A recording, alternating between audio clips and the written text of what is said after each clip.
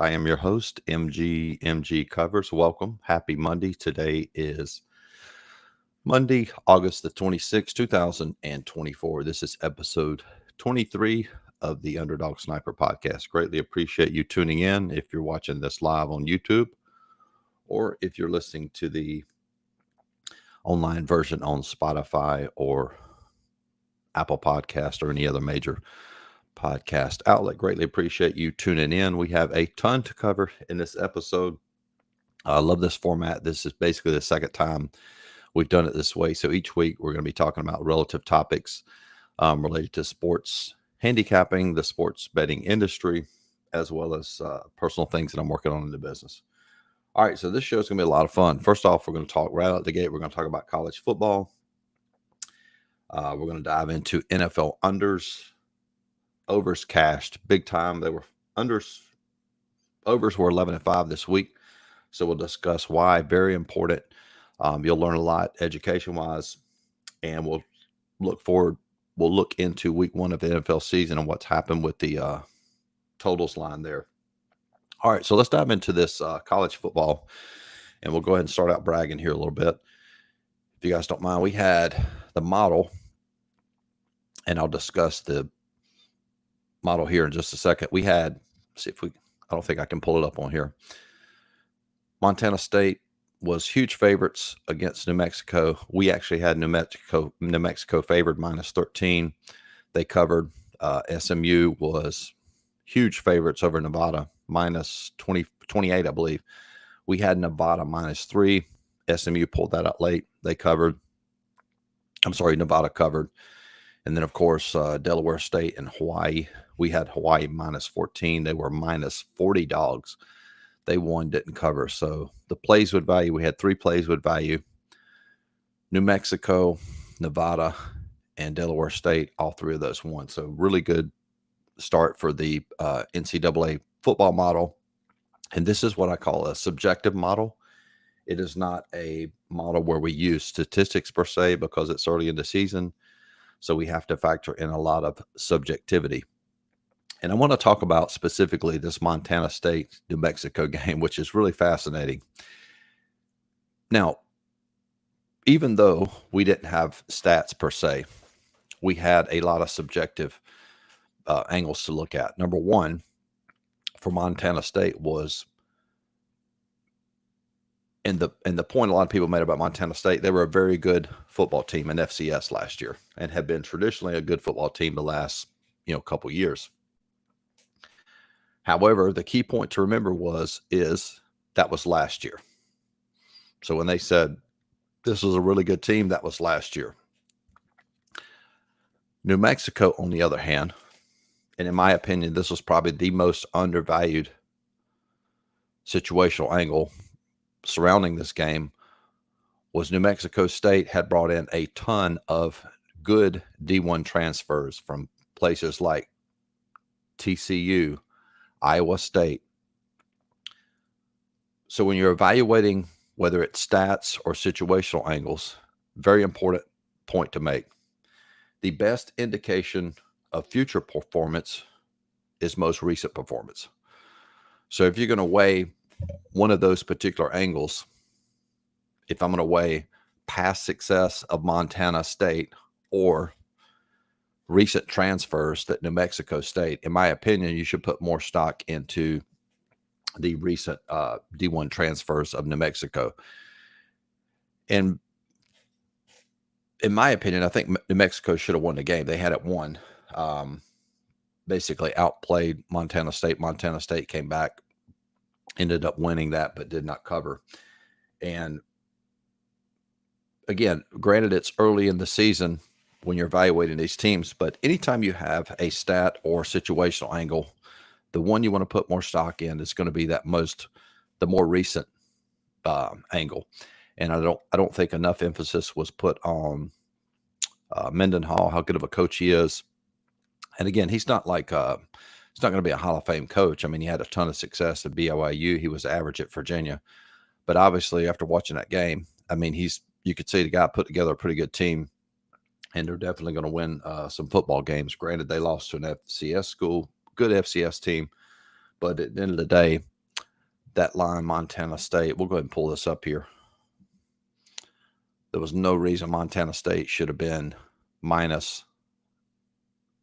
Looks like it closed at bookmaker at minus 12.5. You can see it there. And another important point with regards to line movement, I told you guys in that last podcast, this line was going to make, if this line made it to 14, some books had it at 14. I believe bookmaker had it at 14. I said this line would close at 13.5, and I think it ended up closing at 12.5. But what happened was you had sharps playing it at 14.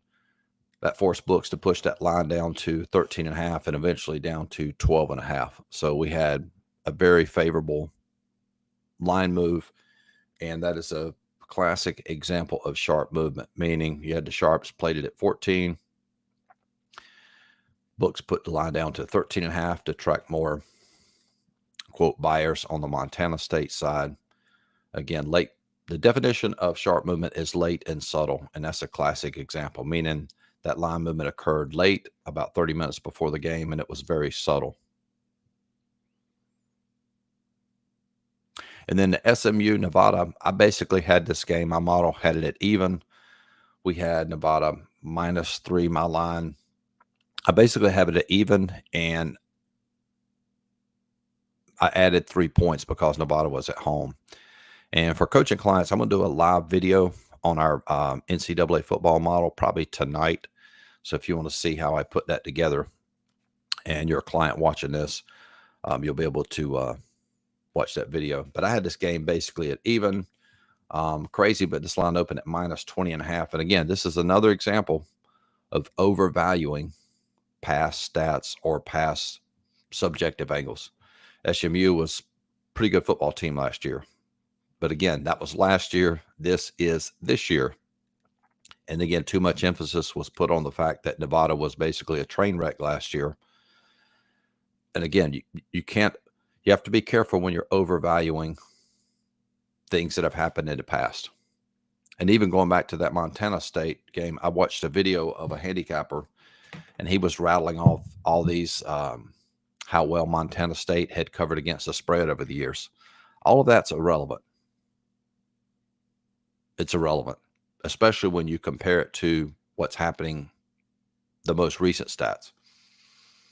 So that's a good quote to write down. The best indication of future performance is most recent performance. So whatever is recent is going to give you the best indication of what's going to happen next. That's why when you're building a model, even though this is a, quote, subjective model, moving on to like actual stats, year-to-date stats will not be as accurate as using a sample size of, say, the past 5 games, depending on the sport. So in NBA, you wouldn't want to use year-to-date stats.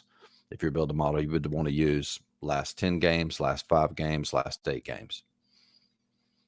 And using those stats, your model would be way more accurate than using, quote, year-to-date stats. So super excited. And super excited to see what the lines are going to come out. I'll probably end up doing a live show like we did last week on Thursday and giving out probably, I don't know if I'll give out all my lines, but probably give out a majority. But super, super excited about this model, albeit it is a subjective model, but looks to be very successful. And we'll run this weeks 1, 2, and 3. And then starting on week 4, we'll run the, quote, regular model that has where we use actual stats. Okay. So let's move on to NFL. All right. Now this is wild. And we'll go ahead and review NFL. For week 3 NFL preseason, unders went 5-11. So for weeks 1, 2, and 3 to preseason, unders were 31-17, hitting at 64%. So what I talked about last year, the previous 2 seasons, playing unders, just specifically playing all unders was profitable, and it was profitable this preseason as well. And will that continue? I actually think that it will, and I want to talk about what happened and this is a very important point to learn about sports handicapping and understanding the line. The average totals line for NFL preseason week 1 was 37.125. 37.125. And that was the week it went, what did it go, 13-3 that week? 37 average totals line for NFL week 1. Week 3, 34.25. I mean, it's a 3-point difference. And the fact that you had a lot of these preseason teams who were basically playing defenses got absolutely destroyed in week 3. And so, of course, you had a ton of overs. You factor that in with, considering that line was so low at 34.25, you only had five unders. Now, here's what's the interesting part. And I've got that on my screen right now. Let me pull up some of these totals lines for NFL week 1. And we'll actually have another podcast before they have week 1. It's kind of weird the way they did the season, because since the preseason ended, it feels like we have games this week, but we actually don't. We have to wait another week. First game is going to be not this Thursday, but next Thursday. So we almost have basically 2 weeks to have to wait, which sucks. But just look at some of these totals lines, and I'll give you the average here in a second. Baltimore, KC, 46.5. Green Bay, Philadelphia, 48.5. Carolina, New Orleans, 40, which that's considered a low total, but still higher than all the preseason totals. Tennessee, Chicago, 43.5. Houston, Indy, 48.5. Arizona, Buffalo, 48. New England, Cincinnati, 42.5. Jacksonville, Miami, 49. Minnesota Giants, 41. Pittsburgh, Atlanta, 41. And 41 is a very key number in NFL totals, meaning it ends in 41 a lot. 42 for Denver, Seattle, 42.5. Vegas, Chargers, Dallas, Cleveland, 43. Washington, Tampa, 42.5. Look at the Rams, Detroit, 51. And then you have Jets, San Francisco at 44. Now, just to review, week 3 average totals line preseason was 34.25. The average totals line for NFL week 1, 44.625. Way up there. And if you remember, I shared this, I don't know if I shared it last week, but I shared it in a previous video. In 2020, the average number of points scored in an NFL game was 48. That was in 2020. You're only talking 4 years ago. Last year, it was 42. So now that number is 2 points above the average from last year. And in my opinion, I still believe unders, the majority of unders are going to cash. And we'll wait and see.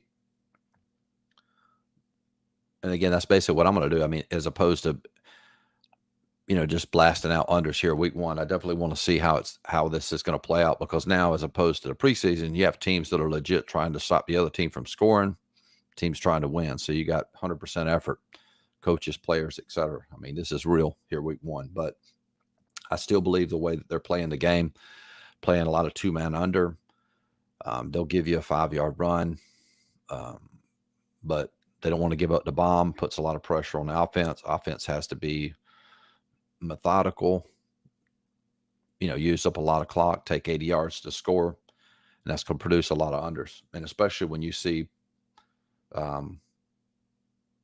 average totals line at 44, I believe when we come back here in 2 weeks, I think majority of unders will cash. We'll see. But I'm definitely going to keep an eye on that, because if it comes back and it's like, 60% unders were cashing, it may be what I suggested during the preseason, just to simply play all unders. Because if you'd have done that, even factoring in week 3, you still went 31-17, 64%. But again, I would wait and see how this is going to pan out for week 1 before I jumped on that. Very fascinating, right? Oh, was something else I was going to say. I got some notes written down. Oh, yeah. Let me go ahead and give you all the key numbers here for totals. For NFL, it's 41, 43, 37. And remember that 37, that was the average totals line this past week. 44, 51, 33, and 47. So especially some of these totals lines, like, you know, when you have, let's see, like the Rams, Detroit, 51. And this is always important. If you are playing unders, you want to know what your value is off of the mean, which is basically the average. And what I mean by that, so for Rams, Detroit, it's 51. Last year, again, it's last year's data. That's all we have to go by. They were only scoring, NFL teams were averaging 42 points. So you've got 9 points of value off of the mean, meaning the average number of points scored in an NFL game last year was 42. And you have a line of 51, you're getting 9 points of value off of the average, if that makes sense. And it's the same deal if you were playing an over. Let me see if we can do one the opposite. And the only one we have that was really low would be like Carolina, New Orleans, meaning the totals line is set at 40. The average number of points scored in an NFL game is 42. So you're getting 2 points on the 2 points to the over of value, if that makes sense. So be anxious to see what happens. We'll come back again and talk about this on the next podcast, because it looks like we'll have another podcast before they actually play these games here. So anyway, that's going to be a wrap for episode 23. Hope you enjoyed it. Appreciate those of you that tuned in live, and talk to you guys soon. Peace.